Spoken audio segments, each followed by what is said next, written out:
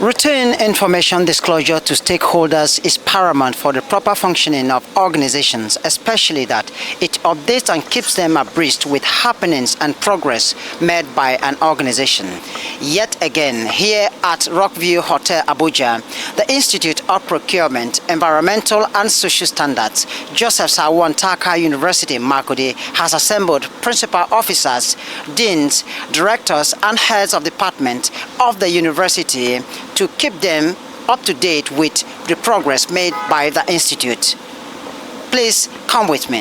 Actually started on the first day with the Vice Chancellor and principal officers of the university on day one, and then day two was for heads of department, all 75 of them, and day three, deans and directors, 55 of them. So it's been a massive, intensive gathering of the whole university, so to say.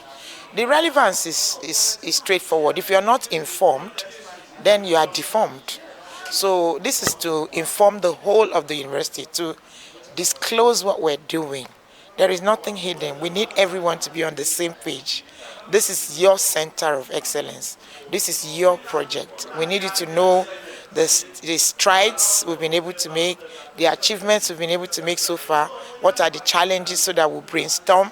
And so, of course, we took the people out of their homes so that, distractions from the everyday rituals, everyday, routines will be minimized out to this place so that they retreat. It's actually a dual purpose thing, not just information disclosure retreat, but we kind of matched it with a leadership boot camp where we brought speakers, international speakers from across the globe to talk to our people so that we develop skills and techniques, and they are armed with tools to help them navigate this turbulent, I dare say, the turbulent world, the turbulent 21st century that we are in. There are tools that we need to be able to do well in our various offices as leaders. We picked the heads of departments and picked the deans and directors.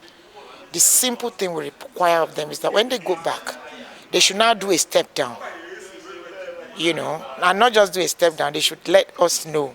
We're going to do a step down, can you come? If they need pieces of information here and there, they will tell us. Because our ultimate goal is that every student of the university, every staff, non-teaching or teaching, should know about SPECI.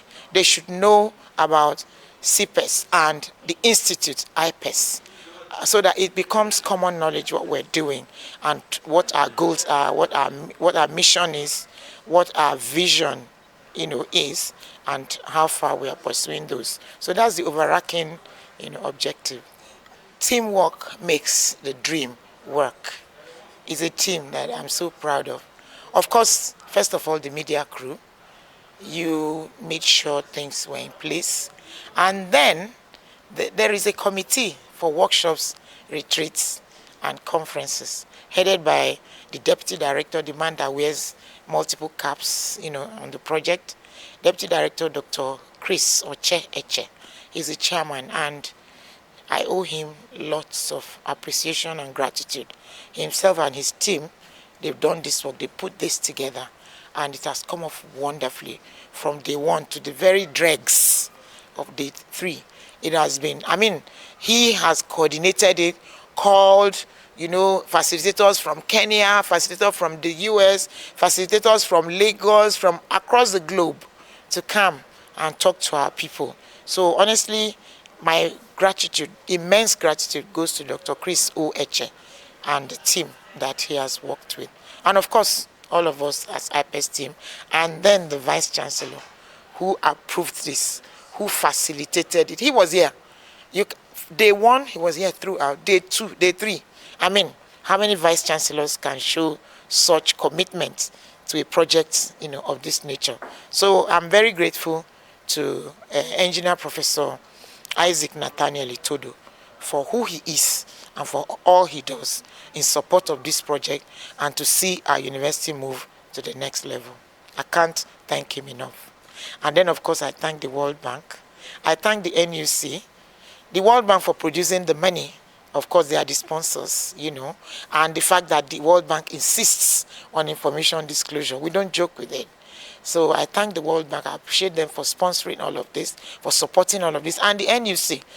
There was massive participation. People responded to the call, and they were enthusiastic classes. In other words, they soaked into all the things that were discussed there.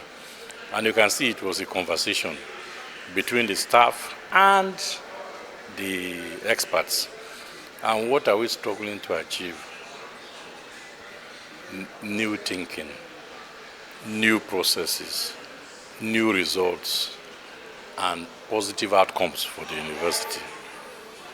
The participants should run with the great lessons of the conference.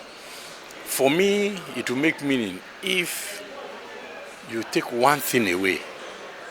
And that's what I've always told them. And in my opening remarks every day for the various groups, I tell them their shortcomings. And I tell them what I expect from them and what the system expects from them. And from experience, which are the weak areas? Where are the problems? I like to throw them up so that the consultants and the facilitators would dwell on them during the course of the boot camp. So to me, it was a largely successful outing, very successful. You can see the mood in the classroom there. The mood tells the story. And when you see people asking questions, unending questions, it means they are interested. It means they want to learn. It means they want to share their experience. So overall, I'm happy with Ipess now, Institute of Procurement Standards, and then take this to them that I look forward to greater delivery from them. And they have done excellently well. Give them 9 over 10. In fact, the Ipess remains the flagship of all our programs in the university. And I'm prepared to continue to support them